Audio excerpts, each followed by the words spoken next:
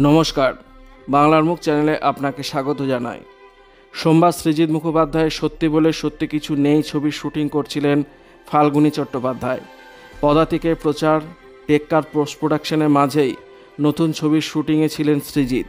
শুটিংয়ের প্রথম দিনই ভয়ঙ্কর দুর্ঘটনার কবলে বর্ষিয়ান অভিনেতা ফাল্গুনী চট্টোপাধ্যায়।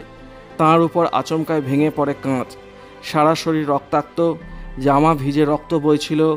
তড়িঘড়ি তাঁকে নিয়ে যাওয়া হয় হাসপাতালে। বাংলা থিয়েটার জগতের অতি পরিচিত মুখ ফাল্গুনী চট্টোপাধ্যায় আজকাল ছোট পর্দাতেও দাপটের সঙ্গে অভিনয় করেন।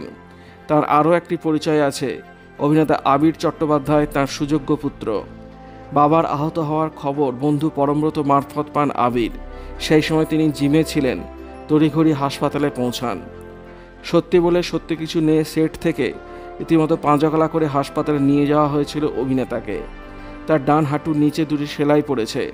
চিকিৎসকরা তাকে আগামী কয়েকদিন স্নান করতে নিষেধ করেছেন। দেওয়া হয়েছে বিশ্রামের পরামর্শ।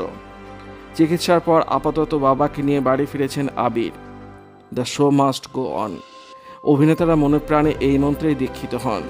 তাই তো হাসপাতালের বিছানায় শুয়েও বন্ধ হয়ে থাকা শুটিং নিয়ে চিন্তায় ছিলেন ফাল্গুনী চট্টোপাধ্যায়। আজ যে দৃশ্যের শুটিংয়ের সময় দুর্ঘটনাটি ঘটে তা ফাল্গুনী চট্টোপাধ্যায়কে ছাড়া শ্যুট করা অসম্ভব।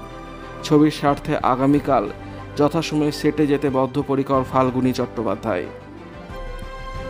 সৃজিত মুখোপাধ্যায় এই ছবিতে ফাল্গুনী চট্টোপাধ্যায় ছাড়া অভিনয় করছেন কৌশিক গঙ্গোপাধ্যায়, ঋত্বিক চক্রবর্তী, কৌশিক সেন, পরমব্রত চট্টোপাধ্যায়, রাহুল অরুণোদয় বন্দ্যোপাধ্যায়, অনন্যা চট্টোপাধ্যায়, সুহত্র মুখোপাধ্যায়, সৌরসেনী মৈত্ররা। 12 অ্যাংরি ম্যান দ্বারা অনুপ্রাণিত সৃজিতের এই ছবির গল্পের কেন্দ্রে 12 জন আইনজীবী। একটি খুনের মামলাকে ঘিরে নিজেদের মধ্যে বিবাদে আইনজীবীরা। এই কোর্টরুম ড্রামার কল্পনা আর স্বপ্নের বেশ কিছু দৃশ্য রয়েছে। তেমনই এক দৃশ্যের শুটিংয়ে এদিন চোট পান প্রবীণ অভিনেতা। তাকে ছাড়া আজ দিনভর কিভাবে শুটিং করলেন পরিচালক, সেই চিন্তাতেই আত্মগ্লানিতে ভুগছেন আহত অভিনেতা ফাল্গুনী চট্টোপাধ্যায়। ভিডিওটি ভালো লাগলে লাইক করবেন, শেয়ার করবেন, কমেন্ট করে আপনার মতামত জানাবেন আর অবশ্যই চ্যানেলটি সাবস্ক্রাইব করবেন। ধন্যবাদ।